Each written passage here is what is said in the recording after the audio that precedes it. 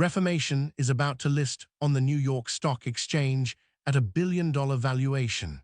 But the real story isn't the IPO, it's what its owners did 8 days before they filed the paperwork. 8 days before the S1 hit the SEC, Reformation took out a new loan and used almost all of it to pay its private equity owner a special dividend. And that's not even the strangest part of this story. Because strip away that dividend, and the business underneath is actually one of the healthiest in fashion retail. 20 quarters in a row of double-digit growth in an industry where most retailers are begging people to buy anything at all. Reformation barely sells through anyone else. No department stores propping it up, no wholesale discounts eating the margin, almost everything sold direct on its own turf.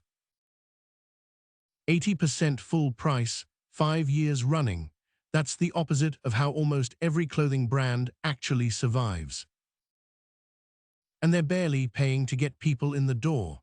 Most direct-to-consumer brands burn 2 or 3 times that just to land a single customer. 75% of new customers last year came in without a single paid ad. But here's where the story gets strange. Profitable, efficient, growing, this is a genuinely healthy business, which makes what its owner just did even harder to justify. Permira has controlled Reformation since 2019, and this loan-funded dividend is a classic private equity move. Pull cash outright before public shareholders get a vote, and hand them the debt that paid for it.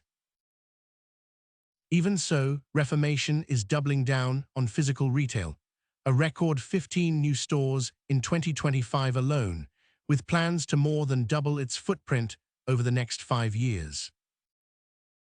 Next up, how Apple actually makes its money, and it's not really the iPhone anymore.